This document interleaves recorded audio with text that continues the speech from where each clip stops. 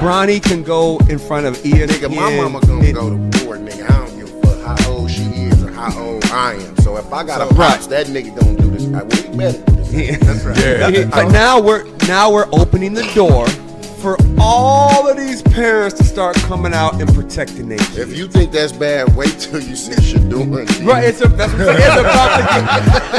get worse. Dion already doing that. We all saw what we saw, and you know what we saw. That's elementary school. No. That's it's like when you a teammate, he push him like, man, like, let's go. He puts him like, get off of me. Get off of me. Get off me. No, don't touch me. Was it worth the $30,000? Now? In the moment. In that moment. In the moment. Use up. You remember? Was it bingo night or was it? 44. You know what we doing this show, boy. We flow, boy. But I'm gonna keep it high level. This is gonna just give you the beats. And I give you my opinion at the end on all of these topics. But what's going on, the core issue, is the carriage rights fee. First of all, start off the right way. Exactly. Let me start out like this. This is why I'm broke and you got money. this whole Dak Prescott saga. What are those? On the field, I got metric after metric. He's a winner. Okay, he's number one in all categories for the Dallas Cowboys first 5 seasons. Off the field, unquestionable character. Like, the only thing you got on Dak Prescott is, I am undefeated. Oh, come on. And me playing basketball, and I just want to light up. he's getting up. And show, yeah, we doing this for real. He's first. I want to go rebound. Shoot. This one? Cut that up, baby. This boy, it's wet time. That's what I do. I still don't know why this is a pick, except exceptional play by the defender. Look at that. 2 dudes reaching, and then he comes between them and say, let me split this bunk bed. And I'm out of here. Shotgun snap, slips. Oh, that's ugly. Sack on your first play ever in the NFL. Y'all know your nightmares came true. You're like, God dang. Oh, yeah, this ain't it. Look at this blitz right here. I mean, he only knows so much what he's reading off stats, off paper. I mean, everything's good on paper. But I would always love to hear it from a player because they play the game. What about a journalist? Like, being real, NARPs are journalists. Like, you're from that pool, right? So imagine somebody just said, you didn't play the game. I don't want to hear it.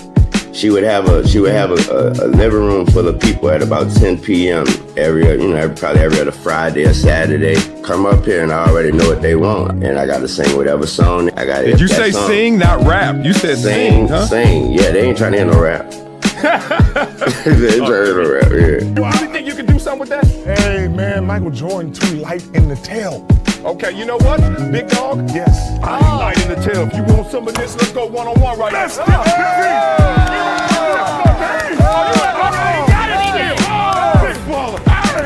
Everyone's playing the hits, but I'm a DJ. And one thing I know from my DJing experience is that you don't just play the hits. You play things that people haven't found out about yet. Discovery. Not up to me. I don't have this ego where I'm a buck, talk trash, and be like, yo, I don't like this. I'm gonna be like this.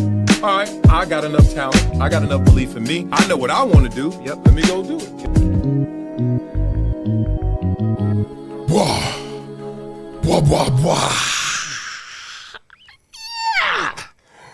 Oh, man, wake up, especially you on the West Sea, Neil. It's time to go get this thing, boy. I hope you guys all had an amazing Shadur day. Everybody seemed like they did. It was crazy outside because everybody was glued to the TV. Please, somebody beat it up in the comments and let me know what the ratings were from yesterday.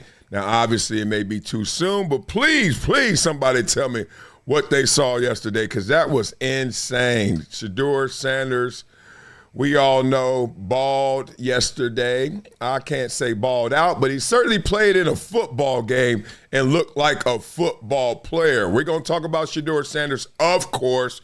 We're also going to talk about, let me just give you the rundown. Klay Thompson talking about Ja Morant. He went in on him in the most respectful way. Tom Brady dropped some word that we've all heard before, but Can't believe he said it. Did he say it? Kenyon Martin, he ain't done with Draymond. He found him some barbecue chicken, and he trying to eat it. Oh, my God, pause. We're going to talk about Pat McAfee and their producers and people taking shots at First Take. We've all heard of the bad blood behind the scenes, but now it's coming in front of the scenes, as we should say, on camera. Jason Whitlock responds to Stephen A. Smith. Oh, my goodness.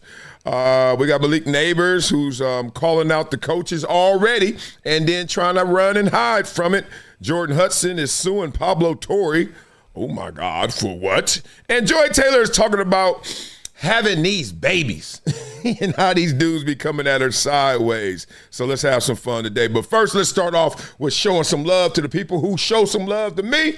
Shout out to you, Greg Jones. I love you, Mr. Lucius Needful. Talking that talk already. He's talking about the Eagles game. We got Chris Wilson in the building. All y'all. Now, let me talk. God dang it. Shadur Sanders. Before we get into you, let's give you the Wileyism of the day. The Wileyism of the day is attitude is altitude. Attitude is altitude. So your attitude, what you're thinking, all the quiet stuff, your character, whatever people want to say, what you do or what you're thinking when no one else knows, when no one else is around, right? Attitude is altitude. The way you think of yourself, whether you think you can or you think you can't, you're right. Look how many Wileyisms I drop in just one. But the point is, your attitude is your altitude. The reason I picked that one today is because I think I've nailed what's wrong or what's right with Shadur Sanders. Depends on who you are. Depends on what side of the fence you're on. But Shadur Sanders is going to suffer from many a person because of his perceived attitude. And we all know in this world, attitude is altitude. Not only how you think of yourself, but how you make others feel by the way that you present yourself in your attitude. Your attitude is part of your expression. Why Shadur Sanders? So let's set the table straight. Before the game, I want to talk about Shadur Sanders and his mindset, his attitude, okay? Let's listen to Shadur Sanders before he goes out there and gets this victory, shall we? Shadur, you told us that this week felt like you were getting back to normal, being a starting quarterback, like you have your whole career. But this is going to be your first NFL start. What does that opportunity feel like in this moment? Feels good, but we cool, calm, collective like. This ain't nothing to us. And what do you hope to show against this Raiders defense, your teammates, yourself, and these Browns fans with their play today? I'm who they've been looking for. Appreciate it. to show. Oh, my God. Blah, blah, blah. Okay, and then he gave you the R&B look off. Like, yeah, but I like. Let me say this. When I saw that, okay, remember who I am. I am a former NFL player who has seen guy after guy come on that field who all have been heralded, all got accolades and achievements, all the way from Heisman winners, all the way down to just, hey, man, I walked on in college and I made it and I'm here in the NFL with you now trying to make this team. So I've seen it all. I've seen it dressed up every single way, from Rolls Royce attitudes all the way down to Pintos. So when I heard Shadur say that, the two things that jumped out to me were, one, he's saying he's cool, calm, and collected, but he wasn't cool in saying he was cool, calm, and collected, right? He stuttered through it. He's like, I'm cool. Whatever. You're a nervous first-year rookie taking his first start ever on the road. But your projection of that is like, okay, the guy is believing in himself. The guy is trying to master this moment, even though we can hear he's not. Another thing that jumped out to me was the fact that she was asking him about him, and he said, oh, we ready for this, and I'm what y'all need. Shadur, there's a saying, an acronym called KISS, K-I-S-S. Keep it simple, stupid. Keep it simple, smarty, whatever it may be. Just keep it simple. Like right now before the game, and I understand this is all the DNA, this is all his daddy, this is all that rearing that you had growing up. This is your family speaking through you, your father. I get it, but you're not him. But the point is, that's your attitude. So your attitude is the altitude. We're going to get there. So Shadur does that. It ain't a crime. It's just like, You ever read the room? Like, just read the room right now. You ain't got to declare you are him or it.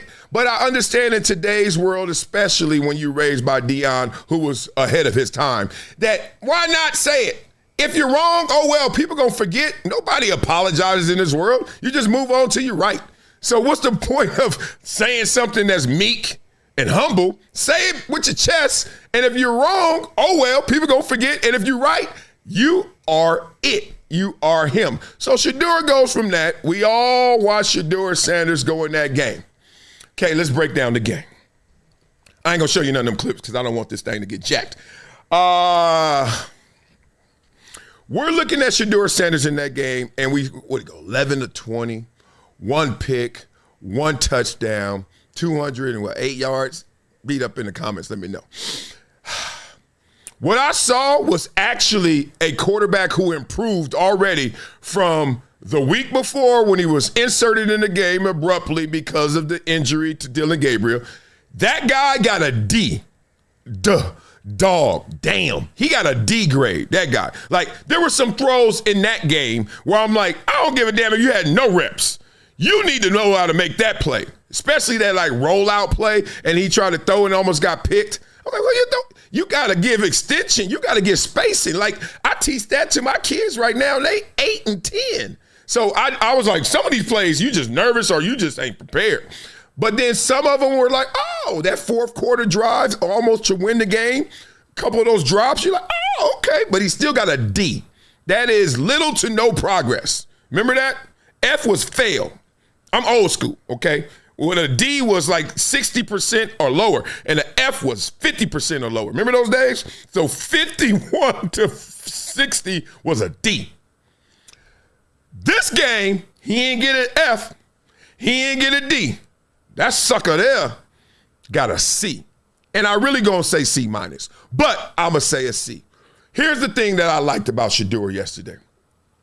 Shadur actually went out there and led them on drives. The beginning of the game, they going down the field. Energy, running game, of course. Okay, short passing game, of course. His touchdown, he threw it from me to the camera, like right here. He threw it there, and then the guy ran 66 yards. That happens. That's quarterback play, dog. Don't act like they always throwing in 66 yards and there's no yak. Okay, let me get some of that yak. No yak. You know what I mean? So that happens. I ain't tripping on that. But the point is, he went out there and actually looked. If you want to compare him to the great quarterbacks like what we saw yesterday, Matthew Stafford. If you want to compare him to Matthew Stafford, who got an A, and then you want to compare him to, like, I don't know who sucked yesterday. I saw some Cam Ward clips. I was like, ooh, he getting sacked every play like that. He looked average. He looked a little below average just because that pick. You can't throw that play. That is the easiest play in the world. When they do the blitz with the DN drop, like I used to do that. I'm like, one, if you could just look at the DN, you could tell he dropping because he usually going forward so many times that the time when you look at his fingers and his body position, you're like, what he doing? He ain't about to rush. That sucker going backwards, right? You got to have all this pre-snap. So pre-snap, you got to know he dropping. More importantly, you ain't got to know it, but don't throw it. If you see him there, hey, dog, plan B. Plan B pregnancy. Like, get your ass up out of there or do something, but don't do that. So that pick was bad, okay? And the touchdown wasn't great in terms of assessment of a quarterback, but it was great for the team, and he led them. They 14 donut before you blink. Then it's 14-3. Next you know it, they win. 24 points. On the road, and I know it's the Raiders, but they are NFL team, dog. Even the best teams got to play a sorry team. So when another sorry team plays another sorry team, don't take the credit away. He won on the road, first time a Cleveland quarterback won since, 1990-something? But the problem is the last guy that did that, who is that guy again? His name was Eric Wet. I don't know what his name was. But the point I was like, some stats don't just mean anything. Like, you know what I mean? Baker Mayfield didn't win his first game. Johnny Manziel didn't win his first game. You keep going. I know. So give him some. All right, that was quick. That's it. Here's the thing. Beyond that, we're not done with Shadur. We're going to give Shadur his proper due because I know I'm going to answer 3 questions and I might throw a bonus in there. What's really going on in Cleveland? Really going on. I've told you guys this before in the video before, but I'm going to really break it down because they've added to it. Why is it easy to root for Shadur, and why is it hard to root for Shadur or easy to hate on him? Real spit. Come on. I got it all in me, too. Ooh, pause. I got it all in me, like all levels. And how good is Shadur right now in the NFL? Just how good. Okay? So he did all that in the game. Good for him. Everybody, I want y'all to beat it up in the comments. This is the worst thing I've seen on the field with the coaching staff and Shadur Sanders. So what's really going on? There's a headwind.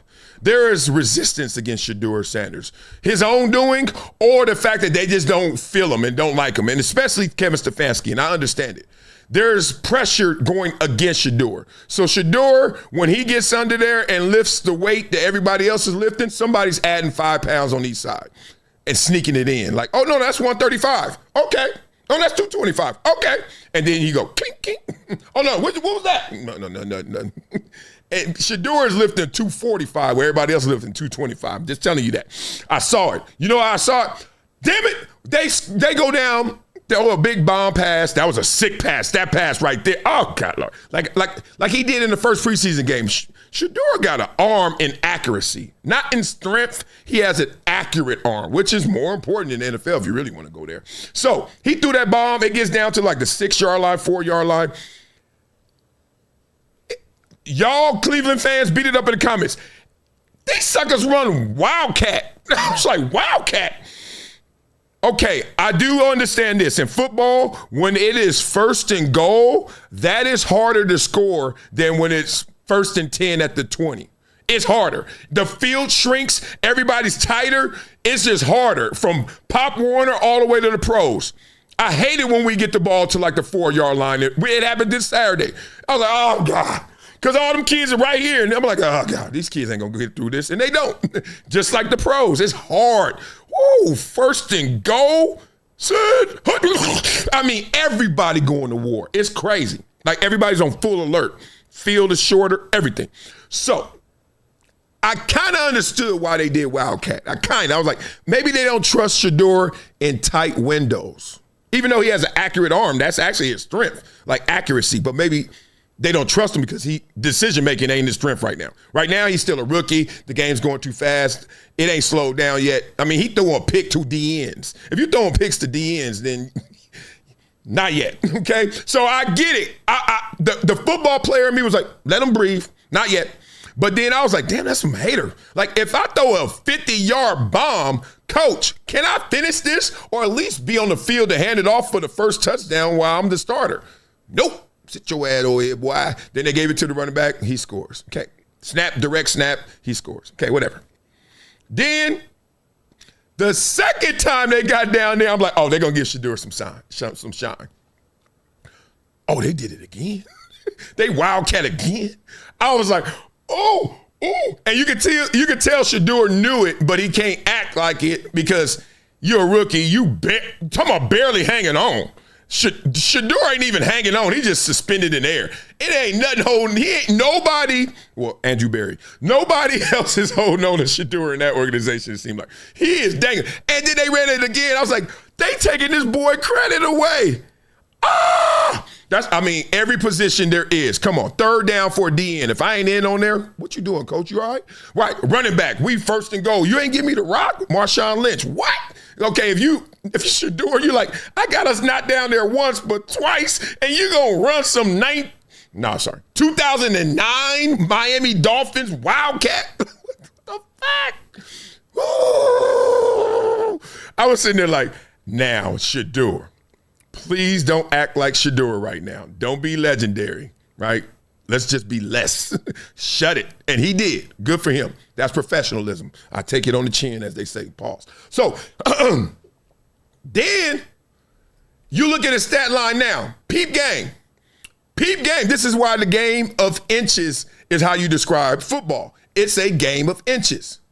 Shadur went 11 of 20, right? 200 yards and 1 pick, 1 touchdown. What if he went 2 passes and he would have completed them for touchdowns? They all like 5 yards. So now he's 13 of 22 with 3 touchdowns, 1 interception, and they were like 10 yards, so 220 yards.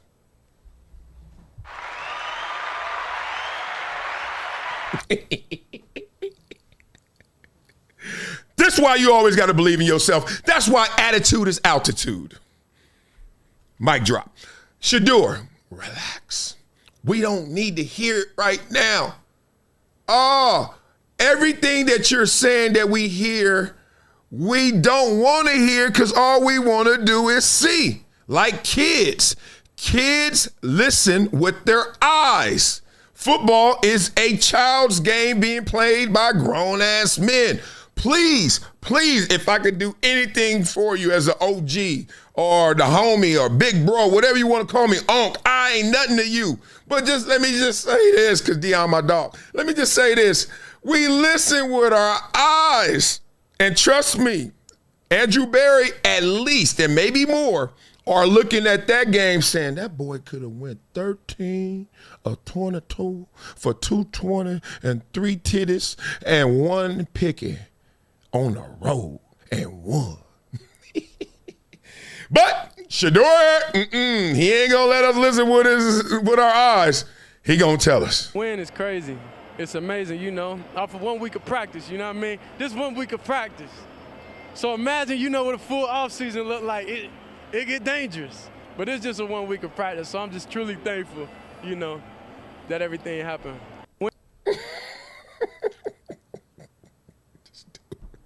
Oh, man, this dude is hilarious. I like him. You know why? He likes to run the hurdles. Nobody wants to run the hurdles. Not a single soul. Edwin Moses, you name them in track and field. No one ever raises their hand to run the hurdles. No one ever raises their hand to be an underdog. No one ever raises their hand to be broke. No one raises their hand to be from the hood. No one. But you know how to make it work. You know how to make some lemonade out of them lemons. And Shadur is trying to make some lemonade by saying, I'm going to make it harder for myself.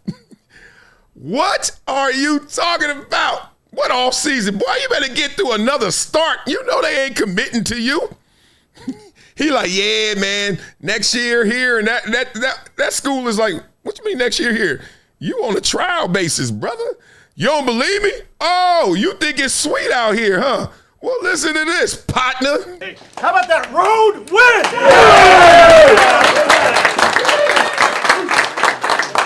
Stayed resilient together like I told you we needed to, right? Stay resilient together, and we fought together. How about Gage's big punt return on special teams?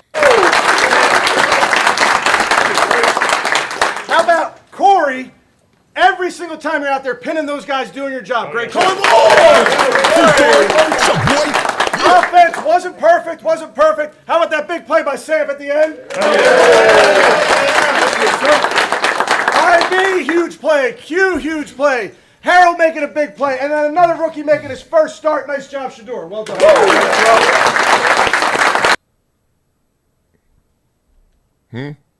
Anybody?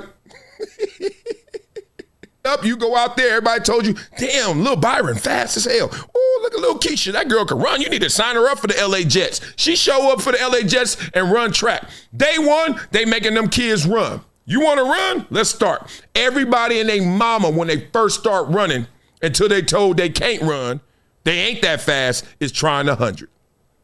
And then you realize, oh, God, look at that little bow-legged, ashy-ass dude. That boy faster than me. Then you look at this kid, and you're like, damn, who your daddy? Oh, your daddy used to play pro? Okay, he faster than you. Next thing you start to realize is, if you ain't top 3, you might as well just not even run. Ain't nobody recognizing you being in 4th place. So guess what happens?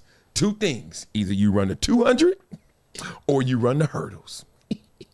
Or if you're really slow, here we go, 400. Oh, you find out that's a sprint too, 800. Mile. How you think you get milers? How you think you get marathoners? 5Ks. Them fools ain't no damn waking up in the morning when they little talking about I'm running no 5K marathon. They realize how fast they ain't. How slow you are. And then you be like, I got to go back. That's what Shedeur is doing. Hey, don't mean he ain't going to kill it. Doesn't mean he ain't going to win. He's just making it harder for himself. But it's all good, because trust me, Shedeur knows it. Oh, he knows it. I was a 5th round pick. I got skipped by everybody at least 5 times. so it's not. It just come with the game. You know, it is what it is. But I'm just thankful for where I am now. You know, I don't. Everybody have their differences. But I still got an opportunity to play. So why can I be mad? You know, money different, but thankfully I have a good family. You know, so it is what it is. We're not playing for that. We're playing for the love of the game. So I'm just thankful to be out here, have an opportunity, be able to go and play.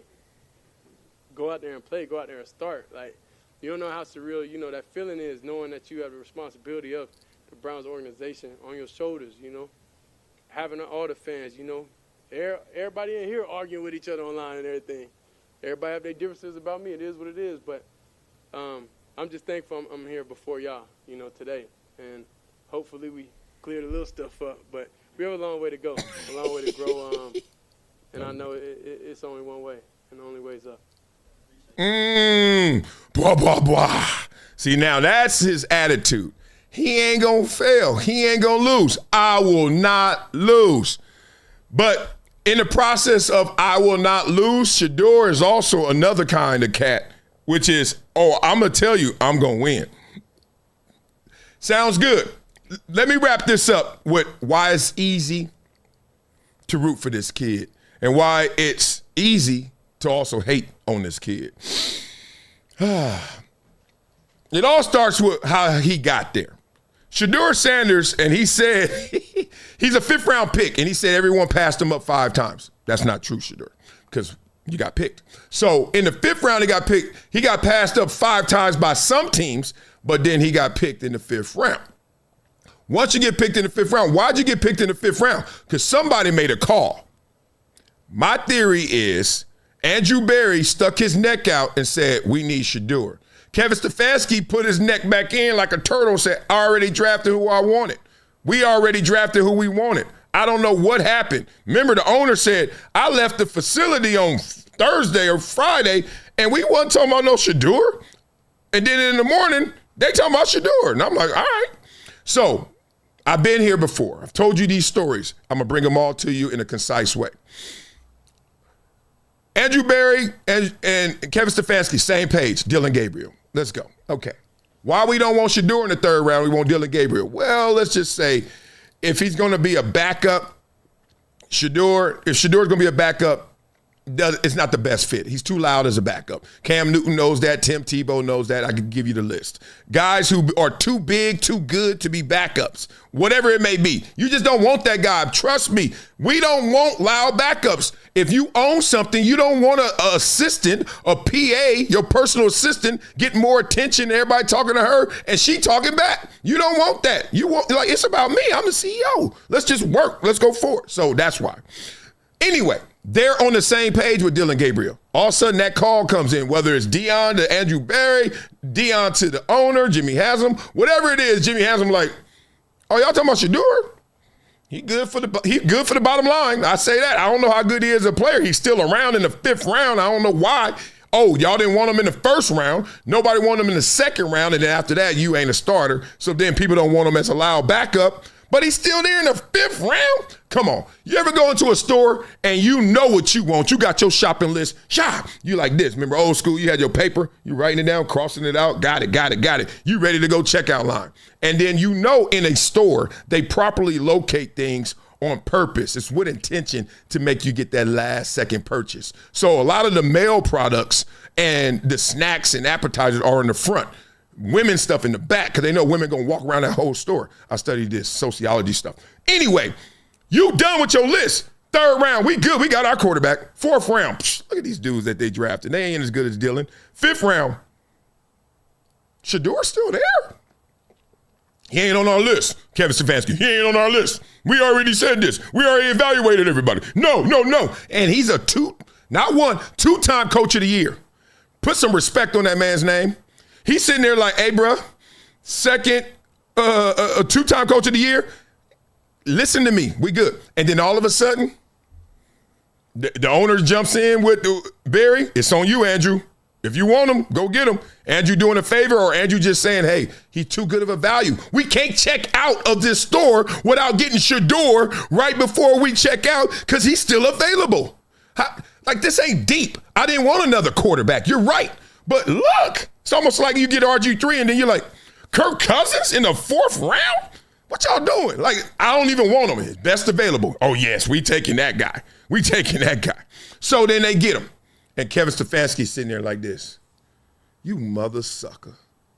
You punk. And like he just in his head. He probably wearing a poker face and he's just like, oh, that's what we doing here? So then all he is, now he's boxed in, right? Just like when you root for your team, he rooting for nothing but Dillon Gabriel, right? The whole quarterback room a mess, you know. The guy that left already faked the injury, he left Joe Flacco in there and they like, he ain't even gonna practice and he's the starter. It's weird. And Stefanski like, this dude done gave me somebody I ain't even want. Then look up. You're going to not just want them, you need them. You right here, you need them. So one of the biggest hugs, I ain't going to keep y'all forever on the Shedeur videos, but one of the biggest hugs he got was from who?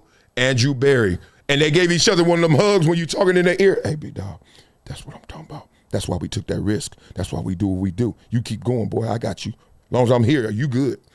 All right, one of them. He gave one of them. So that's what's going on. Everyone talking about Stefanski don't like him, and we saw Stefanski give him that short response. It's because he's like, dog, he's overkill. I didn't want him. I don't need him, and now I have to have him because you kept him here. And this is why I know they playing a chess match. Andrew Berry went like this. He looked at it and said, oh, you think you slick. Because Flacco got benched and Dillon Gabriel the starter, and then Flacco's number 2. He said, oh, you think you slick. You think you're going to be able to just put Flacco back in if Dillon Gabriel struggles to get hurt. Hey, Joe, come here. Man, you know, this is almost the end of the road for you, big dog. I want you to go out there and help somebody. I'm going to send you to Cincinnati, divisional rival. Who gives a damn? Help them boys. They need it. Joe Burrow out. You sure you're going to trade me to somebody that could beat you? We don't give a damn. I just want to beat Stefanski. I just want to show him what's up. So he gets rid of Joe Flacco to make sure the next person you have to pick, his name is Shedeur. That's how that's going. Okay, so that's what's really going on there. I've been there before. Marty Schottenheimer, A.J. Smith did the same thing. I've been there before. Upstairs, Buffalo Bills, Wade Phillips, and Ralph Wilson. I've given you too many stories. Why is it easy to root for Shedeur? Because we all love confidence, right? We all love someone who believes in themselves, right? The ugly guy who believes in himself will get all the pretty girls, just like the rich guy does. The wealthy guy gets all the girls without trying. The good-looking guy gets most girls, because some girls like, dog, you broke. I don't give a damn how cute you are. And then if you believe in yourself, no matter how good you play, whether you're a rookie, you only play one game like Shedeur, we don't give a damn. The girls think you cool. Because you just keep shooting. You a machine gun. You ain't going to stop. His attitude is his altitude. Oh, I believe in myself. So that's it. Now, why is it easy to hate on him?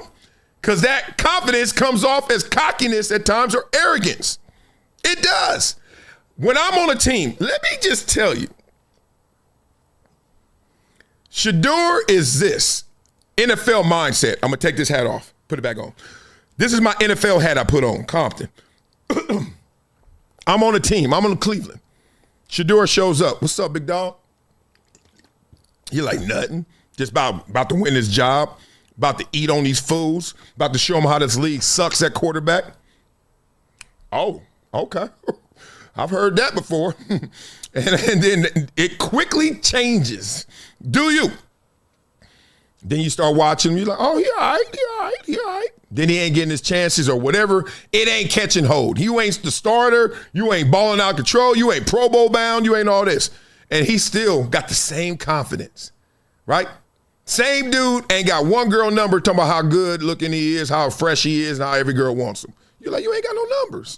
Nobody hitting you up. No DMs. Like, what are you doing? So then you start looking at him like, this is the football player. Like, dog, why don't you dial that back a little bit until you get on? He like, dial what back? Nuh-uh. You know, I talk it before I walk it. Talk it before I walk it. Okay? And that's why it's easy to hate on him. Because it's almost like, and then, you know, you bring in the Deion element. You're like, your daddy is him. You ain't him. And you're like, what you mean? I am him. That's like Paula Abdul having a daughter or son. He talking about I could dance. I'm like, all right, let me see. He's like, no. I'm Paula Abdul's daughter. I'm Paula Abdul's son. You're like, what? You can't dance just because your mama and daddy can dance. I want to see you dance. So everybody looking at Shadur. This is why it's easy to hate him. You're like, Dion can dance. Can you? Man, of course. You saw what I did at Jackson State. You saw what I did at Colorado. And some people are like, yeah, that ain't how Dion danced, and it ain't how the best dancers dance. But I hear you. So that's why it's easy to hate on him. How good is he? I think Shadur gonna be all right. Look, this is the first step of all situations when you want to know how good you are. Are you better than the worst? Are you better than the worst quarterback in the league? Yes, he's better than the worst quarterback in the league. So therefore, there it is. Now the rest is on me. I got nothing but air and opportunity. Go get it, okay? That's how good he is. Remember, I played against Peyton Manning his rookie year. Anybody? It was a struggle bus, but boy, did you see flashes. And with Shadur, I ain't even gonna say it's a struggle bus. It's just 1 game and 1.5 games.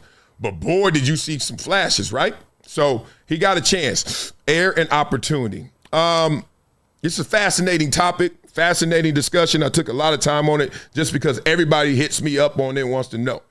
What is it about this kid? I'm just trying to give it to you like it is. No one in the NFL wants to hear it. And then if we do hear it, we don't want to hear it too long because we are listening with our eyes. Show it. Yesterday, C minus, but he showed it. More importantly, he got the win. And that's a quarterback stat. Whether it's right or wrong, wins and losses are put on the quarterback's resume. So he got his first dub in his first start ever in the NFL. Congrats to you, Shadur, man. Do it your way because that's the way it's getting done right now. Now, let's beat it up in the comments, see what y'all talking about in this chizat. And then we get to our next topic. Oh, man, people out here talking crazy. Look at this. Below, say, imagine debating a 5th and 3rd round quarterback, and they both need development, but Sanders put out some good tape regardless. Yeah, he did. I give you that. He did it this time. Unregulated Logic said Dylan hasn't shown any flashes. No, he hasn't. In the regular season games I saw, I didn't see anything great from Dylan. However, when they were being graded in the preseason, Dylan beat Shadur in the preseason. Don't forget now. Dylan Gabriel, he had that pick 6, but other than that, he had some darts. Shadur had a couple darts, but he had some That Rams game ended it. If Shadur would have did the Carolina game, he took the week off, right, the injury, and then came back and just gave us the Carolina game. You ain't even had to do better. Just give it to us again so we can believe in you. You got to be reliable. It has to be repeatable success. But that Rams game was so horrific. And then next game was when he got inserted last week, and that was bad too. That wasn't horrific. It was right above it. So Dylan Gabriel beat him when it mattered most. It's basically like, oh, Shadur is smarter than him. Okay, take a test. Damn, Dylan got a higher grade on you than you in the preseason. I'm sorry. Then you're like, well, I'm smarter than him. Well, the test was then. You can't talk to me now. So that's how that went. That's how I see the situation. But now, you can say it's O-line, you can say it's play calling, you can say those were scrubs. Ain't no excuse mattering. You lost that test. Everything ain't even. Everything ain't level. And if you think it is, no wonder your ass didn't go pro. You thinking, this not right? Boy, I wish. I'm going to do a show on why you go pro and why you don't. Because people who don't go pro, outside of not having enough skill, and I don't know everybody's skill level, I know they don't have the mindset. They actually make excuses and don't even catch themselves making excuses. Oh, man, I had to play with, if you, oh, coach was tripping. Man, I'm so good, I don't give a damn what coach do. Coach do whatever he want. If you that good, guess what? Evaluator or scout gonna be like, him. You ever seen them guys that coach? Some guys make it to the next level and they don't even play that well. They don't even play that good. Some of them get sabotaged. Man, they wasn't even recruiting me, but this guy saw it. You can't hide greatness, dog. You can hide goodness. You can be good. We can hide goodness. Greatness, so if you ain't great, shut your ass up. Sorry ass. I hate my teammates complain. Like, no, you ain't good enough. Coach ain't give me the ball. Because you ain't going to do nothing with it. He only can give it out 30 times. He going to give it to you and waste one? He giving it to me, all 30. I was a sick running back when I was. All right. Klay Thompson, what you talking about? What Ja Morant do to you? And what's Ja Morant doing to himself, more importantly? And then with Ja, he's a funny guy. He has a lot to say all the time, especially for a guy who rarely takes accountability. But you know what? That's for another day. What did Ja have to say on this occasion? Nothing of intelligent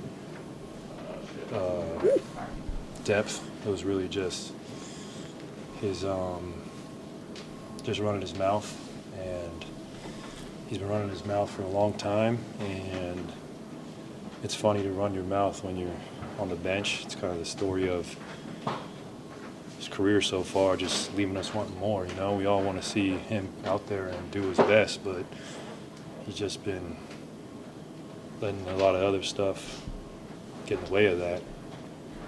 And we need that in the NBA. We need our best players to be out there. And when you're a star, it comes with a great responsibility. And I hate to see that go to waste. Blah, blah, blah. Man, he used some choice words. I hate to see it go to waste. Oh, said he on the bench cheerleading instead of being on the court, being great. All these distractions on and off the court. You're beefing with your coach. You got to strap every other year, every other day. Gun play. Yo, daddy out there acting like he at the club instead of just cheering on his boy. This is a grown-ass man conversation. If you don't want to have this one, then get out the way. He said wasted talent. Now, I don't think there's a single soul out here that would say that Ja Morant is not leaving some toothpaste in that tube. Now, you got to qualify that by saying Ja Morant is a star. I would dare to say superstar. Let my son or my team, the little legends or left coast legends, see Ja Morant. First of all, they're going to all take off their shoes. Going to be like, oh, Ja Morant. Second of all, they're going to be like, Ja Morant.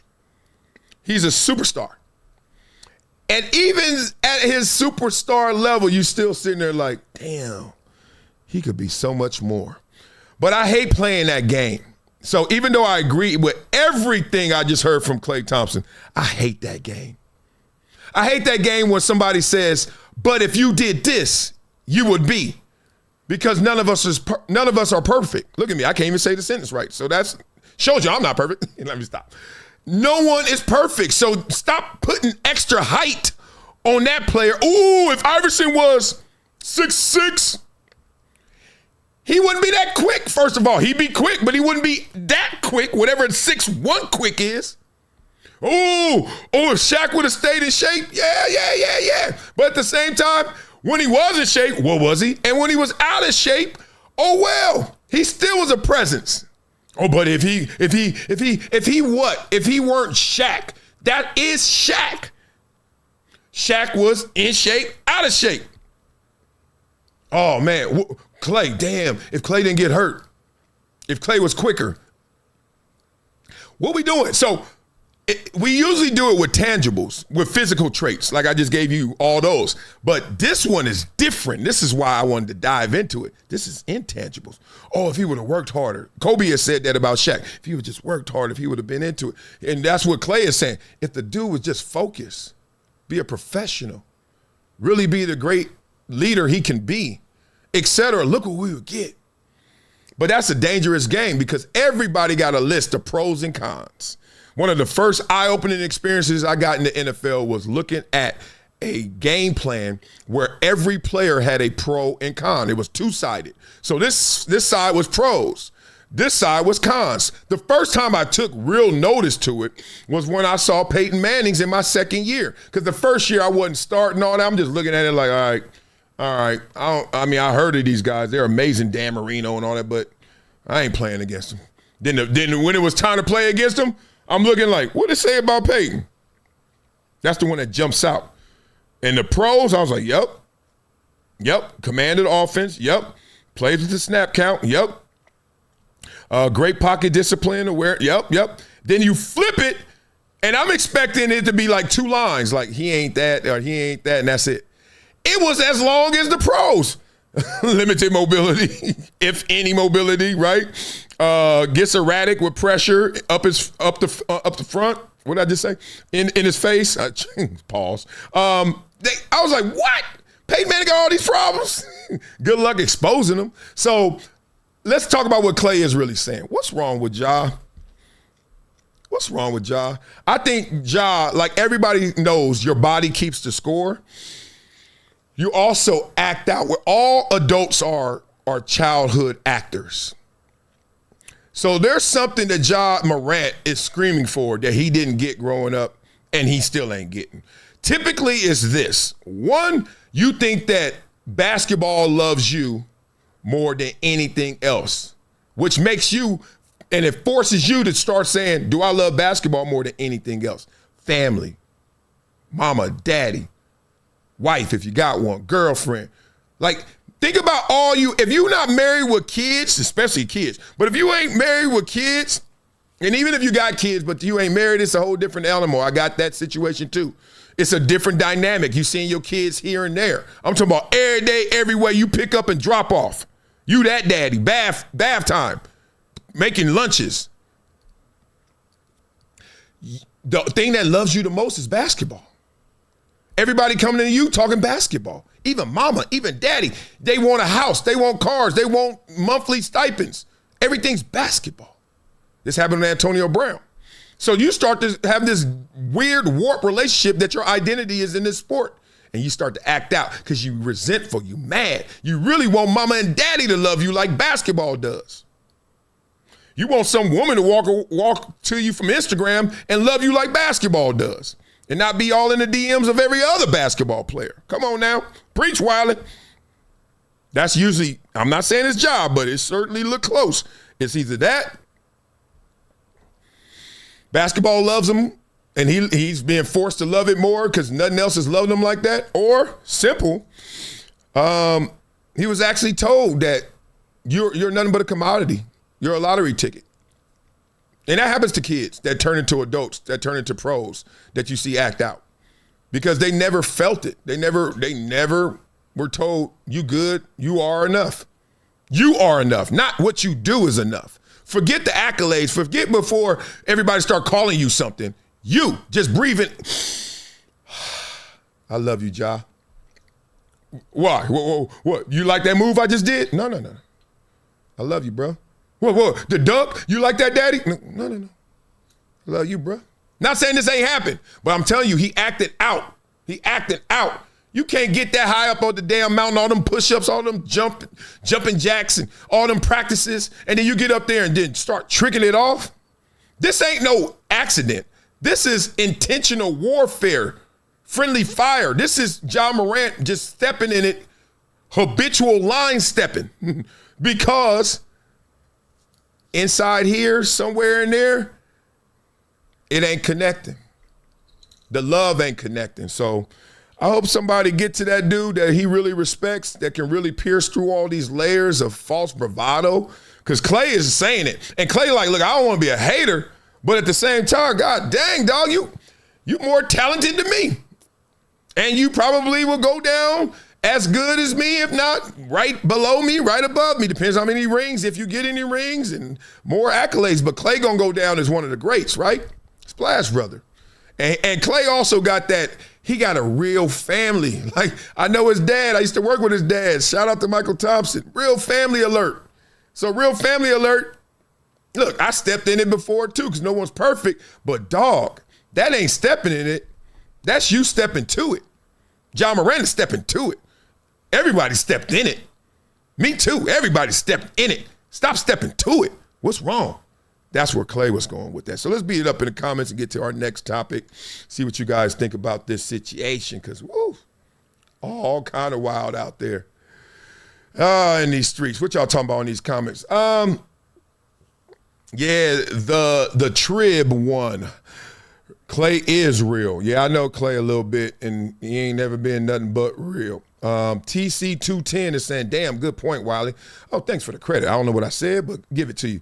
A Sean 76, being an adult means becoming more evil and caring, less getting more philosophical as I age.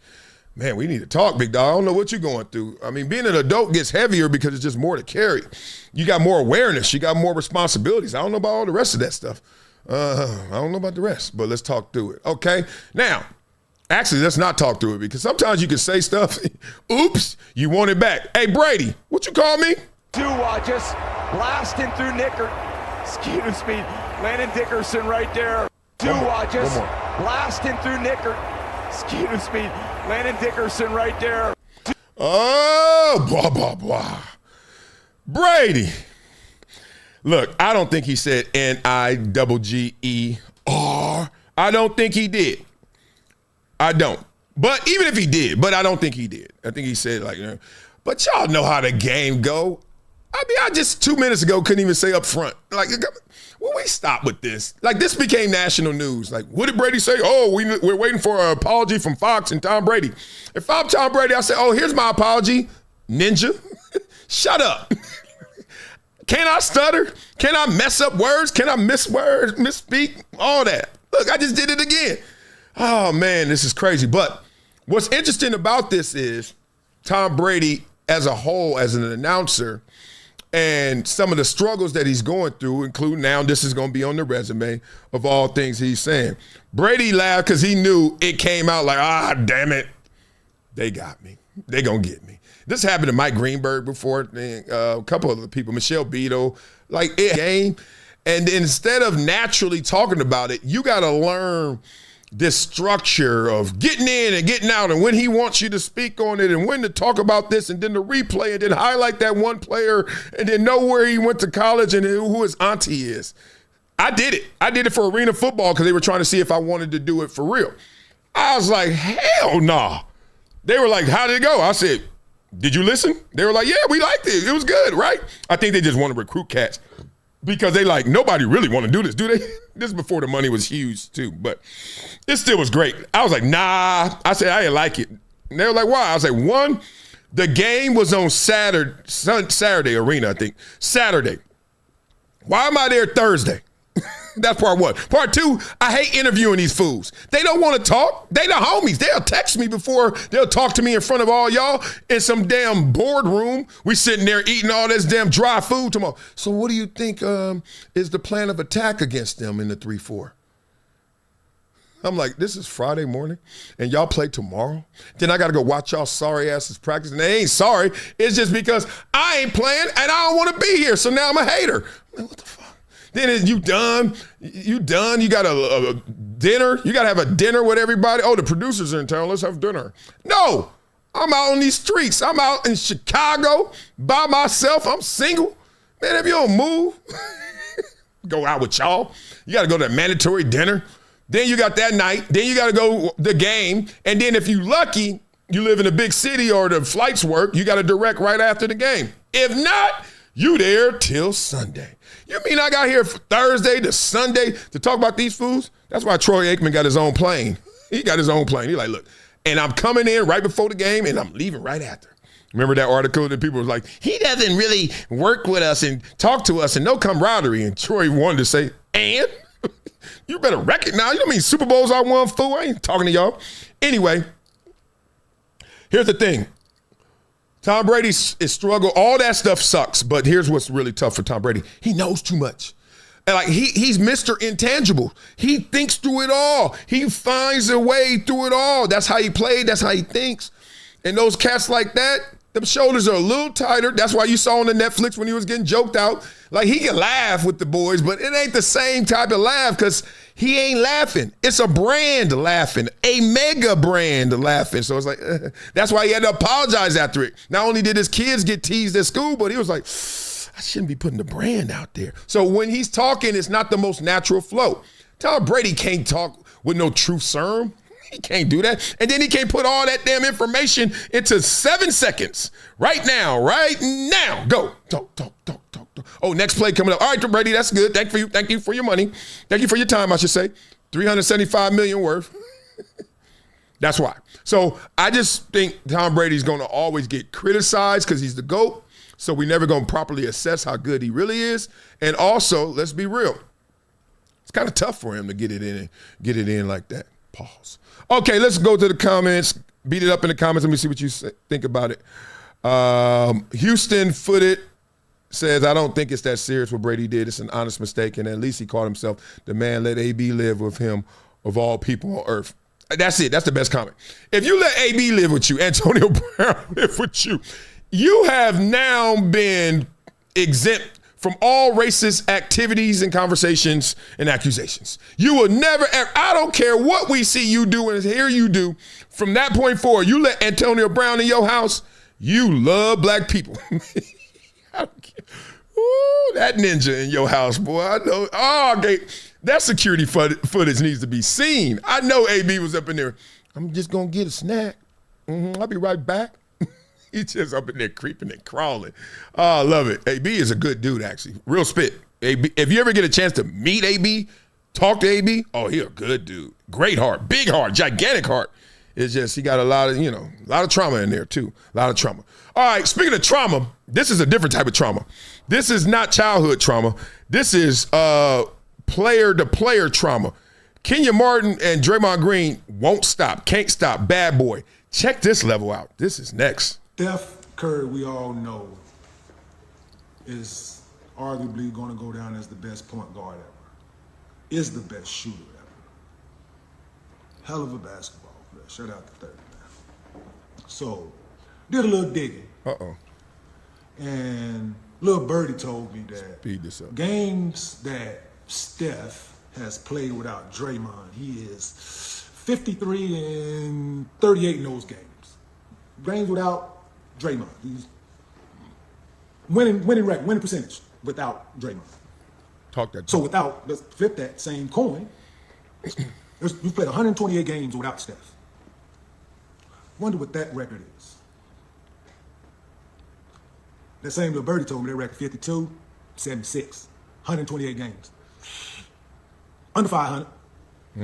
So who needs who? Who's underachieving? Who's not carrying their brick? When 30 ain't out there, who should be asked to do more? Should the other guys be asked to do more, or should the guy that's been around and know how to win step up his production? That's what I've always thought.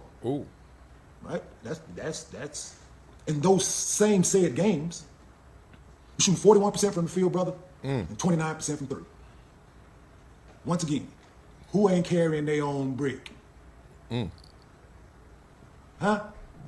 Speaking of it, you had a season, bro. Like did a little digging, man. Like, it wasn't hard to find. It was right there in front of me. All I had to do was type hit boy button.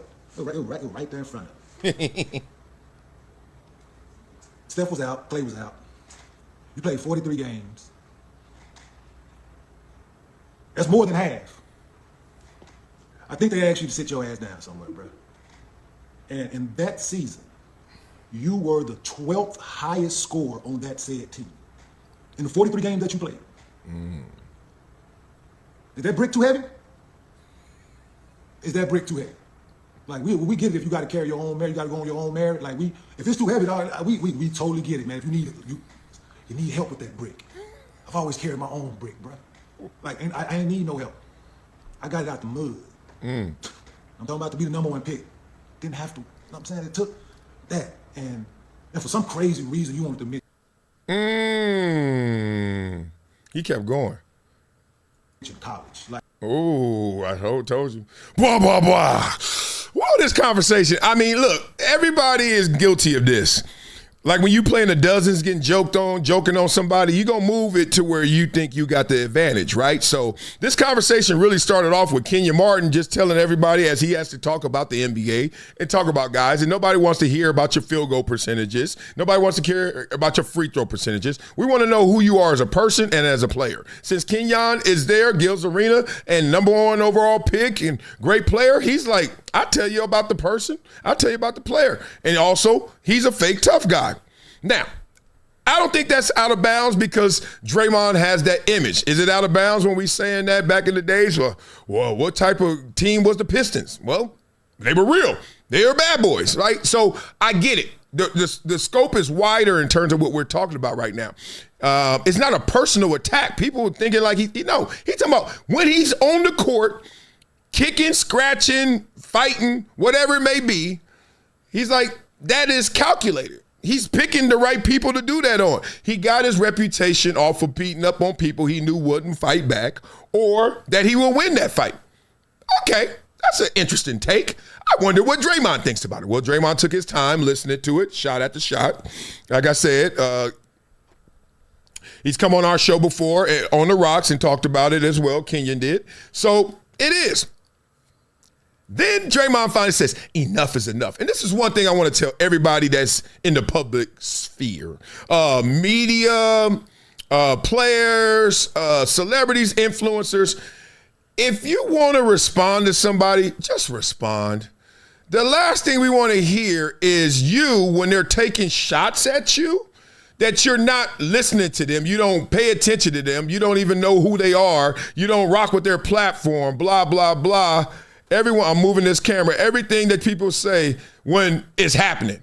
And then one day you just wake up, enough is enough. What you mean is enough is enough? Oh, that's the straw that broke the camel's back? Nah, you've been listening all this time just trying to get yourself geared up, trying to get yourself revved up, trying to get yourself enough confidence or energy to finally say something that's worth a damn. Or maybe you ain't got no good response. And finally you figured out you think you got one.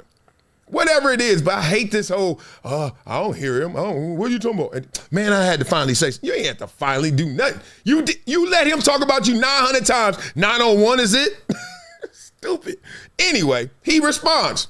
But he didn't respond to what he was being challenged about. He responded to what he thought, once again, the dozens, he had the advantage.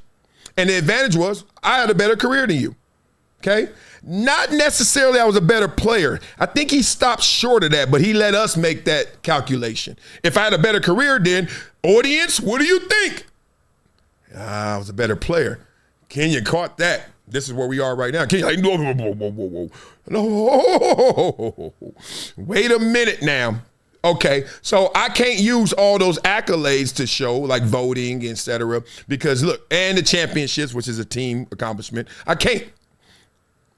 But I can use some things, and these are the things he just used against him. When they asked you, when the other guys, since you saying you were part of the team and you were the man, and one of the men, I should say, Steph, Klay, you, or Durant, Steph, Klay, you. Yeah, I said it in that right order. It was Steph, Klay, then Draymond. Then when they won the second one, it was Durant, Steph, Klay, Draymond. So you were either the third or fourth option. When those guys were out and they said, it is you, that's what Kenyon's talking about. He's like, whoa, 12th best scorer? Yikes. He's like 41 from the field and you ain't no guard shooting from half court? Yikes, right? So I don't think this beef gets settled because I can tell they're trying to keep it professional in all of their intentions, and they are professionals. Say what you want about Draymond. He is a professional, dog. He just crazy. He's a crazy professional. But, like, Draymond does all that dirty work because he's a professional. He knows his job. He knows what to do. Now, his job is to cross the line sometimes. His job is to live on the line and cross it sometimes. So that's where it is. But better player, Kenyon, like, this conversation will never end if you really want to go there. You just keep dressing up that career based on them other guys and then try to talk to me. So it's almost like Kenyon, like, fight me. And I'm talking about, in stats and everything. And then Draymond like, yeah, fight we.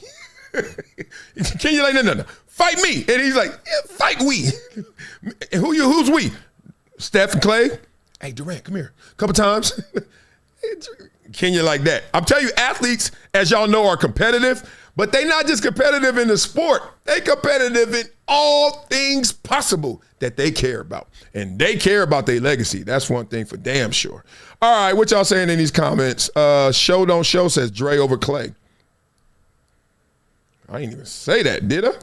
And you better not say that. Dre over Klay? Is Dre a splash brother? Like, what are we doing here? We moving the goalposts again? I can't. You forgot Iggy. Yeah, I did. Yeah, you're right. Damn. That ain't helping Draymond. So, oh, man. And then David Lawrence says, Draymond's nowhere near Kmart. Yeah, I get it. Well, hopefully they just keep going back and forth in positive ways. To me, it's like Kendrick and Drake. Everybody always hate, oh, man, as long as they don't take it to violence into the streets. Isn't that what anything? Isn't that what everything? People act like they saying something profound. Oh, I like the beef as long as they keep it peaceful. You just told on yourself, ignorant. Of course. I don't want nothing if it ain't peaceful. What do you mean? Like, whoever, I want them to go. I want them to blast each other. Fuck. I want them to be at the spot and then homie just pull up. Like, no, we want all the real to come out, whatever that is. If you really love somebody, say it loud. If you really don't, say it louder. Like, just go, okay? Speaking of really don't, who's saying it loud, who's not saying it loud? Peep this headline right here. McAfee, as in Pat McAfee, his producer, Boston Connor, takes shot at Cam Newton in First Take for weird Drake May argument. So we all know last week, Drake May caught himself in the middle of this. Stephen A. Smith saying to every football player, or at least Drake May, you liar, you know where Cam Newton works. He works on the #1 morning show in sports, First Take. Drake May like, man, Cam Newton, my favorite player ever, but what the hell you talking about? I don't know where he works. Right? It's simple as that.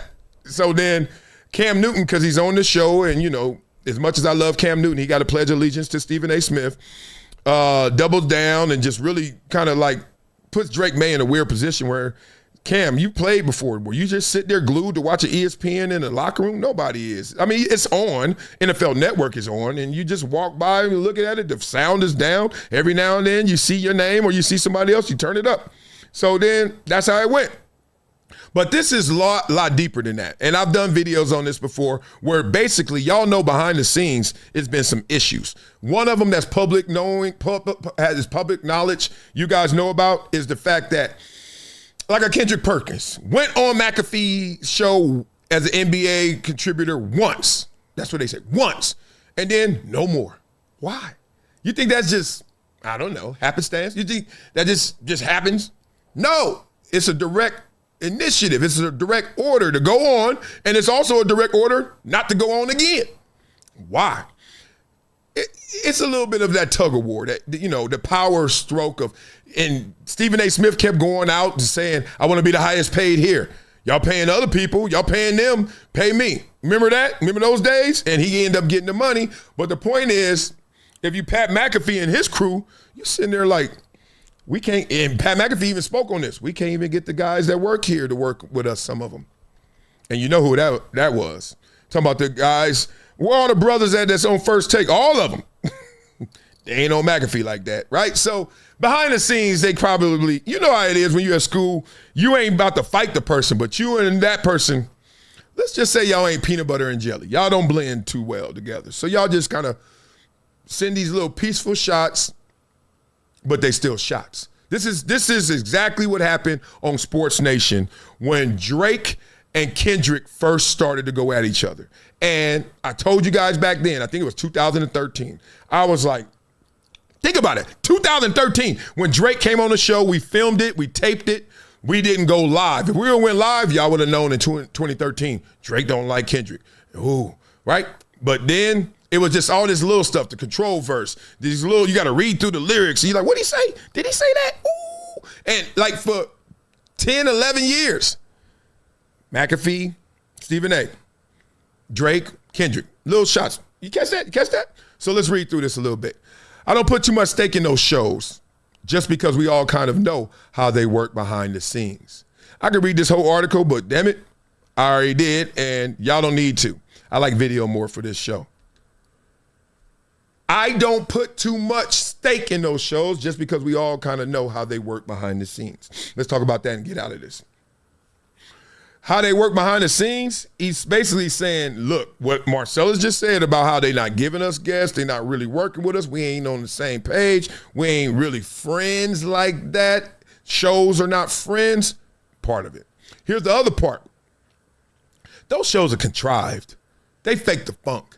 McAfee and those guys authentic. McAfee and those guys, hey, these are my boys, or these are guys I like to work with. That's how we built this. That's why I love doing On the Rocks with my guys, because those are really my boys. I ain't say, who do I work well with? And that happens too, but I work the best in the industry, most people would say, with Max Kellerman. Who is Max Kellerman? Just a guy that went to Columbia with me, even though we didn't hang. I heard of him. He certainly said he heard of me. Point being, I knew him, and then I started doing interviews with him when I was still in the league. And then when I retired, still talking to him. Still Columbia. Once I know you went to Columbia, you a lion. Let's roar. And then we end up doing a show together. And people say one of the best, if not the best show they've ever watched or listened to. They loved it. But that's because we had real chemistry. We ain't fake the funk. They ain't put us in a room together and do a test study. And I wonder if you'll like each other. So McAfee's the only show up there. And it's so crazy. I just got off the phone with somebody that works at ESPN right now last night who just out of the blue just said the same thing. That's crazy. It just put two and two together. If you're not pledging allegiance to Stephen A. Smith up there, you're Pat McAfee. He's the only one that doesn't have to do it. Everyone else, you got to follow the flow. It's the lazy river. You just got to give him respect. And guess what? Salute to Stephen A. Smith for being in that position. But no salute what Michelle Beater was going to, which is if you're not in that position, there's also some issue with you. Disdain. I'm not going to let you have my resources, assets. Hey, Perk, you went where? Over there? Like Stephen A. Smith told on himself, LeBron, the worst thing you did. The worst thing you did. How's this the worst thing? You went on McAfee. That got me. That got me. Remember when Stephen A. Smith said that? I was like, damn. Envy, jealousy, I don't know what you call that, but that's just weird. Like, but I guess, it ain't no network camaraderie. I get all that, but damn, you just don't like this dude because he was making more money than you for a second. Now you beat him, leapfrogging. And McAfee and them sitting there like, we ain't tripping. We don't care. And now they get to a point where like, we don't care, but we ain't no punks either. So now you're starting to see producers. We know what they're doing over there. Faking their conversations, faking their arguments. That was contrived to just get a response. And then, worse, we ain't even working together. Think about that. McAfee and Stephen A. Smith, you're your biggest on the network. Stephen A. Smith does every show. Finally, he's not doing Countdown, and that was already negotiating. But he does every show. He was doing the car wash, as they call it. Stephen A. Smith ain't on McAfee. McAfee ain't on First Take. If you don't think there's beef, you stupid. And I think it's one-sided, which is gangster, but I'm reading the tea leaves. Let's see if McAfee don't like Stephen A. It may be just in response, like, oh, that's how you want to play it? Well, then now forget that fool, right? Real talk. Let's do it. Let's get it. All right, let's go. What we got? What we got here? Ooh, TBWM something. Marcellus is smart. Thank you. But his communication skill set is not good for TV. You're right. Max and Pat have natural flow. Oh, natural flow, you probably meant. Yeah. No, Max is better on radio. He'll tell you that than TV. McAfee is good everywhere, but he's sick on TV. No, I talk too long. I'm long-winded. Look, I'm first one in the mirror. I talk too long. I like talking long, though. I'm a radio guy. That's why I want to do radio again. And wink, wink. Remember this moment. Cut it and clip it. Radio. So anyway, you'll hear something about radio maybe soon, maybe not. But I like radio more. I like talking. I don't like anything that's like manufactured. TV's manufactured. That's why you get higher retention through radio and audio and podcasts. That's why it's booming like it is. Because, if you don't, TV is like this, and I don't like that. I like this and this and this. So just different art. I love it.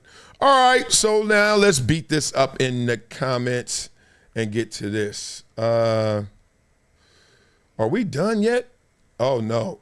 Damn. I'm not going to do that, Malik Neighbors. Malik Neighbors calling out his coaches already. Let me do it quick. That's the point of doing this show, Marcellus. Why in the hell you ain't going to do something that's quick and easy? I got an Amazon ad right here that I'm like, God dang. I hate when them ads come up and then they make you pay money to get rid of the ads. No, I shouldn't have to pay to get rid of nothing. I ain't asked for it. Let's go into this real quick. Oh, man. Neighbors questions Giants play calls and since deleted posts. Oh, I mean, he did it. He guilty. What'd he say? Oh, here we go. Okay, so New York Giants tied NFL record with Sunday's loss overtime to Detroit. We all saw that. 5th defeat this season after leading by double digits. Damn, that's why coach got fired. Now they here again. Apparently left star wide receiver Malik Neighbors perplexed with the way it went down. Neighbors, who was not with the Giants as he rehabs a torn right ACL. It's always when you tired or lonely or by yourself, you write something crazy. He suffered earlier this season, second-guessed some of the team's decision in a since-deleted tweet. Why put it out? Like, is somebody got a gun out there putting it to you? You better send this tweet. If you don't send this tweet, ooh, I tell you. And if you send it, let it be. You believed in it. What happens? Is there something that you can't connect to? Like there's some part of you that's just out of body and you just gotta send a tweet. And if you do it, why you gotta delete it? Ignorant. Sometimes I think they be making us lose on purpose. Who is they? Your coaches? Yep. Because it's no way, bro, you throw the ball instead of running it to make them burn 2 timeouts. Then you don't kick the field goal. Then they have to go down and score. Football common sense. Am I missing something? Well, 1, you're missing being with the team, we could tell. But 2, everything you said was correct. So why you delete it? You know why you deleted it. It's called a double tap. Somebody in that organization sent that tweet to you, but it's called a message. Hey, bruh, let me say this. You know them checks are still cashing, right, homie? Right? Okay, good. You playing right now? Oh, you not? Oh, okay. You talking right now. You tweeting right now. Let me say something to you, and I'm not going to tell you what to do. But smart people would just stay out the way right now, and if they are in the way, it's in a positive way. But do you? We'll be here. This organization was here before Malik Neighbors, and it's going to be here after Malik Neighbors. And I'm going to give it to you like this is what Jack Del Rio did one time when this player, this big old lineman, 6'7", 330, some gigantor, did something wrong. I don't remember none of that because I remember this. He said, come here. Imagine this. And then you come up and you're like, I mean, he towers over Jack Del Rio, who used to play and was a baller. And he just gets next to, like, look at this sign right here. All right, right there, that symbol right there. Be greater than your greatest excuse. So he 10 times bigger than that, right? And he's like, look, but that's the NFL shield. He drew the shield up on the whiteboard. So he draws that symbol up and he said, come here. He said, stand next to it. So he's standing next to the NFL shield. And he asked everybody on the team, he said, which one's bigger? He drew the NFL shield all little. This or him? Message? We were like, God dang. He ain't none of y'all bigger than this, bro. Don't get it twisted, homie. Watch your mouth. Watch what you do. So it ain't that deep, Malik Neighbors. If you're going to tweet, know what comes with the tweet and send it and let it go. That should be what you use as a rule of thumb. Therefore, you use discretion when you send a tweet instead of I could delete this. That means you could do anything and then just bring it back. You never bring it back, so why are you deleting it? I know, just don't send it is the conversation. Okay, I think this is interesting right here. Beat it up in the comments. What y'all think about that? It ain't a puzzle, Marcellus Whitlock. Y'all so stupid. I know people send that and say that as a diss, but that's because y'all don't like Jason. But I do. So when you say I'm somebody that I like, it's not a diss. So you got to shoot different if you're going to hit me. I like Whitlock. So it's just simple as that. But I also don't believe in, I know where you're trying to go, like sell out, cone. Like, I don't believe in that stuff. I believe you can be whoever you want to be. Like, I don't believe in code. I don't believe in a certain way to act. I don't believe in decorum like that. I believe in respect for humans. And no, I don't care if you and I supposed to just think together. I don't believe in group think. I don't. I never have. If I did, I would be a Crip. I would have been from Rolling 60s, West Side neighborhood or Overhill, probably Overhill, Rolling 60s. They were right there in my house, like right there, across the street, right now, all that. No, I would have been from Palmer Block, Common Crip. I don't believe in group think. How you think I got where I got? Because I ain't believe what the group thought. You stupid. So I don't know who you are, but if you're going to diss me, you got to say something that matters or something that's bad. Whitlock's not bad. He wants people to be authentic. He wants people to be accountable. And he like but I like Tom. You ain't got to tell me, but I like Tom. You ain't got to tell me how many times you hate Tom. Or you ain't got to be like, oh, you like Tom? I'm like, yeah, we like each other. That's my dog. Y'all want somebody to hate somebody because you hate him. You are immature. You are ignorant. and it's not happening here. Maybe it works on them other cats that pander. I don't give a damn who y'all like, right? I like tacos with ketchup. And I'm not forcing y'all to eat them because there's more for me, right? There's more Whitlock for me. Pause. Let me stop. Jordan Hudson says she's suing Pablo Torre. Y'all know who she is? That's Bill Belichick's girlfriend. She only 23. Ain't she like 23, 25? Woo! Woo! She getting older. That is not 23. Whatever. All right, Torre has done extensive reporting about Hudson's relationship with Bill Belichick. Pablo be getting in trouble in a good way. Like, he getting under people's skin. Now, I still think Steve Ballmer is okay with the investigation. Like, Pablo had 50,000 pages, and we still ain't got a smoking gun. But look, you got the most circumstantial evidence ever, but I still don't think you got. I think Ballmer is going to be exempt from this. I think he's going to escape punishment, etc. What's in this article that's matterful? Is that a word, matterful? Of matter. Let's say that. I know that's a word. Jordan, this is her. That's not 23. I've been to Vegas recently. She just, whatever. P.S. I'm suing you. What? And here go Pablo. Hey, Jordan Bella. I assume this means you're declining my invitation to be a guest on Pablo Finds Out. Either way, I look forward to hearing from you. Thanks, Pablo. Okay. Some of these things are quick tidbits. I'm not going too far with that. Bill Belichick, first of all, salute to Bill Belichick. I hate when they do this to somebody's legacy. Bill Belichick won 6 rings. Bill Belichick, before he even won 6 rings, was the D coordinator of all generations. Him, Rex Ryan and them cats. But Belichick was it with the Giants. They won 2. Everyone knew he was the mastermind behind that defense, and Lawrence Taylor and them boys. Y'all stop. Then he goes and wins 6. No, he goes to Cleveland, and that's suspect. He has a great 1 year. Then he goes to New England and it ain't going well, even though he got the $100 million man, the first one, and Drew Bledsoe. Oh, this hurts me. And then Brady gets in because Bledsoe gets hurt, torso decapitated. And then he wins them rings at the rings. I played against him many times and couldn't beat him. It was insane. And then Brady and him have their friction because, you know, he wants to move on and the agent and all that crazy stuff. And Jimmy Garoppolo, it was wild. And then Brady goes and wins one, and all of a sudden Belichick ain't a good coach. God dang it. Then he goes to UNC. After he does the media, everyone falls in love with him again in the media. Then he goes to UNC, and him and the young lady ain't working the image like they should. This hurts. That's all. I love Bill Belichick. Simple as that. That's me. Okay? And I'm mad that everybody else doesn't. And I'm mad that his legacy is taking hits. And I'm mad that legacy matters like that. Like, legacy should only be ads unless it's like a crime. Whoa! It's a crime to be that beautiful, girl. All right, love you. All right, you go get that thing, girl. Pause. Oh, no, don't do that, baby. Stay here. Yeah, so I don't know. I just don't like that. I don't like, we got to talk about this. Y'all heard that voice. Speaking of Whitlock. So I just don't like it when we take it away. To me, it's like the combine, your legacy. Unless it's really a crime, like convicted criminal. Like, dog, you go to the combine not to be like, oh, you're not that good? What do you mean? I got game film. What do you mean I'm not that good? You didn't see the film? Nah, I mean, I just saw you in shorts and a T-shirt and you just couldn't do a broad jump. Like, what? Did you see me knock people heads off for 4 years? What are you talking about?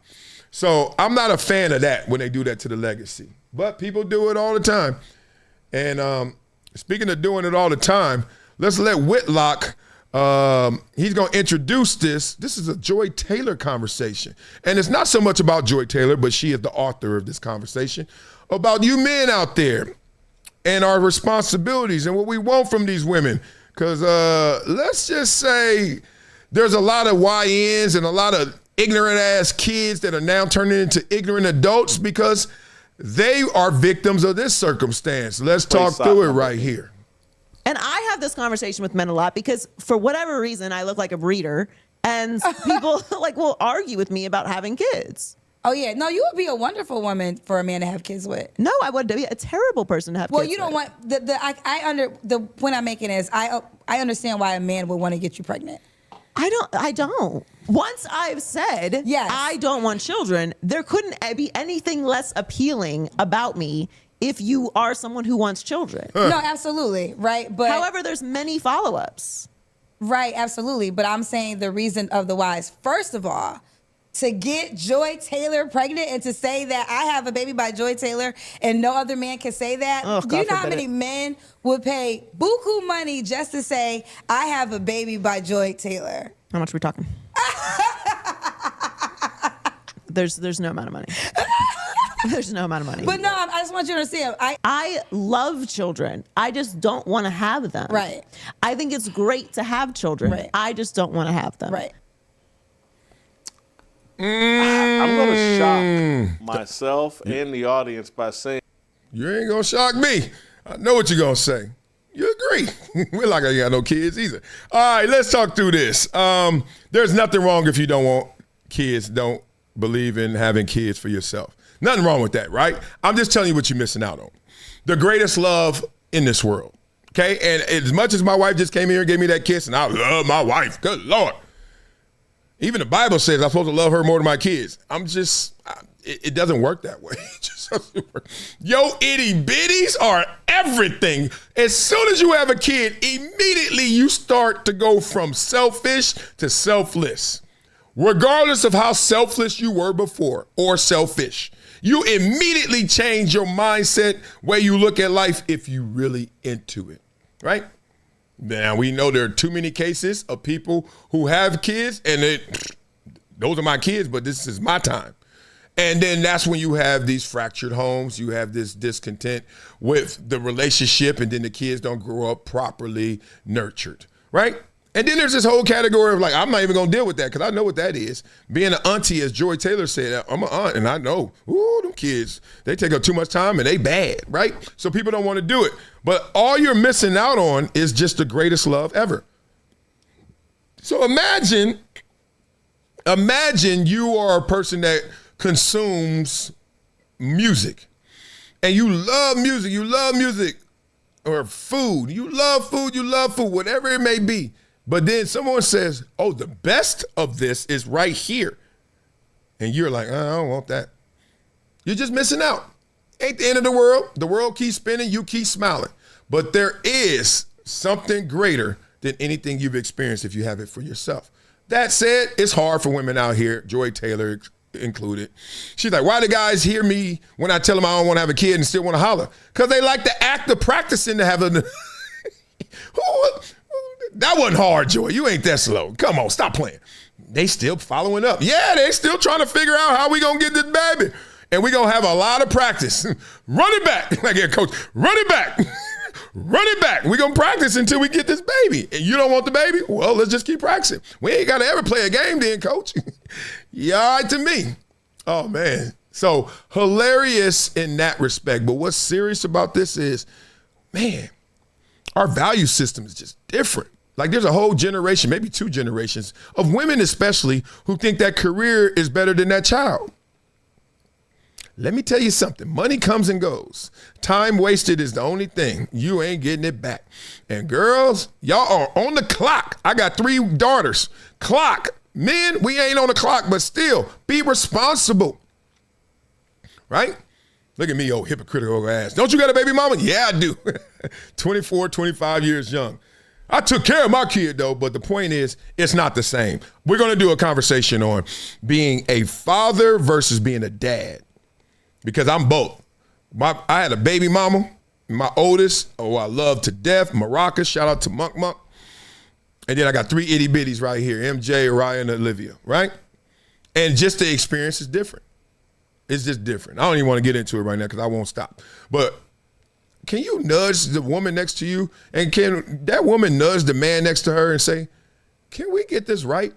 Because if not, the world is going to be what suffers. We got really people, we have normalized mentally ill people. People are crazy and they think they all right because everybody around them crazy, so they don't know no better.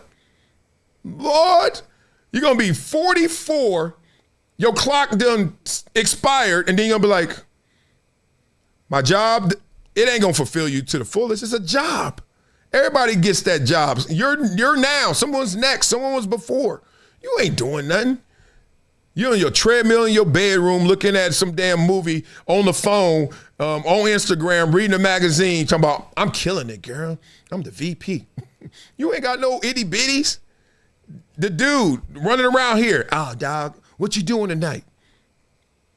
If you call me, what I'm doing tonight, you better plan 2 weeks ahead. I got kids. We got camp tomorrow. Cat be like, what you doing tonight? That used to happen. They don't do it now. They know dial tone. What you doing tonight? I ain't got no impromptu in me. I'm going to bed with MJ, 9:15. What you doing? The club ain't even open yet, and you talking about what we doing? No, I'm going to bed. I got real responsibilities. I got kids to raise.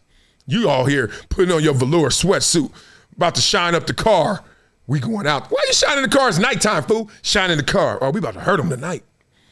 Hurt who? Them same 38 girls that get out every other night. They everybody else holler at it. Everybody in the DMs. I hope we live for something greater. Like the greatest part of life is legacy, the circle of life. Mufasa needs Simba. Nala. Come on, y'all. Come on, Nala. Let's do better. Beat up in the comments. Let me see this. Oh, man. It's the same. Nala is a rat. They should make the Lion King and make Nala a rat. Just going around there hollering at all the lions. What's up? Simba been tripping. What? You imagine? Simba and Nala didn't make no baby, right? What was that, Lion King 3 or something? Man, what was it? Arabi and Mufasa didn't make Simba? The hell y'all doing?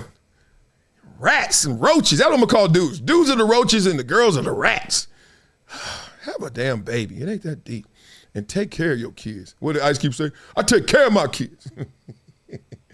Oh, man. All right, we got to get up out of here. Y'all know what we do at the end of this show.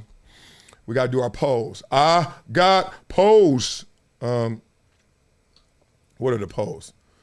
Where are my polls? Yes. Look at this. Okay, so we got 2 polls left. Let me look at these comments. This is a good one. Did they go up? Okay, I can't do it. Okay, I can't do that one. All right. I'm stalling. That's all right. Y'all be loving these polls, so I know y'all waiting. You've been waiting and debating for oh so long. Okay, here we go. The first poll is supposed to be music, right? No, we're going to do it out of order because I'm going to do this one because I'm making y'all wait too long. All right. I always do that. There it is. Which NFL quarterback are you releasing? You got to cut him. Everybody always talking about Kevin Stefanski. He's a horrible coach. All right, let's see what kind of coach you are now, partner. You got to cut a quarterback. That's Randall Cunningham. That's Michael Vick. That's Cam Newton. And that's Lamar Jackson. I think most of y'all going to say cut Randall Cunningham because y'all were too young to even, see his greatness. So I think this is going to be easy by the vote, but y'all beat it up in the comments. But I'm not cutting Lamar. I'll tell you who I ain't cutting in order. Lamar. They all great in their own ways. Different levels, though. Be real. Lamar's 1. Woo, who's 2? Vic or Cam? Who was better? Cam, huh? I don't know. Vic got 2 100s off him. The Michael Vick experience was sick. Cam, I've seen people beat up Cam's career, and they be like, outside of 2015, I'll be kind of you gotta, don't do that. But, Cam, Jesus, I have no answer. Okay, and then Randall was insane. Beat it up in the comments. Let me know what you think. I'm knowing that Lamar is safe. Damn. Vic is safe. Cam and Randall is Shadur and Dylan. Y'all both got to fight it out in practice. I don't know. I think I'm keeping Cam. For some reason, I just don't remember all them Randall games, and I'm 50, so I know how the game goes. Well, let me see what these comments are talking about. Damn, that's gangster. That was hard. That was way harder than I thought it would be. All right, I need a music one. I'm scrolling right now. Let me see. What y'all beating up in the comments? What y'all got? You know what? We're going to change it up. We're going to do a poll this time. Tell me who's the best dancer. Michael Jackson, Usher, Chris Brown, or Marion? Y'all want to see the answer? Watch this. We ain't doing that. You ain't playing that music. Go. Look at this. Watch this. I just want to go. I ain't want to keep y'all too long. We'll do a regular poll next time. Watch Michael Jackson on the right here. He's stepping in the front. Yeah. Wow. That doesn't look real. I'm just telling you, every time I look at this, I look in the background like, are they speeding this up? Who dances like that? Godly. You talking about, but look, he was Michael Jackson. You don't become, not an icon, you don't become the icon if you can't do that as a itty bitty. Golly. That's insane. I was just, I'm mesmerized by that. This dude was that talented. Everything they doing, he doing it too, but he doing it like no one has ever done it. Look, one more time for this part. Yeah, okay, not bad. I've seen that before. I ain't seen that. Okay, now, I've seen that. Nope. Oh, God. Your robot got better batteries than mine. That's it. All right, y'all. Love for y'all, for rocking with your boy, for being who you are. I got to go take my itty bitties to basketball camp, and I might take the girls to this play place, let them have fun. No school this week. That's why I went a little longer today. But much love to all you guys out there, and have an amazing day. Peace. It's been a decade plus that I knew that this day was going to come. Oh, this is not unheard of.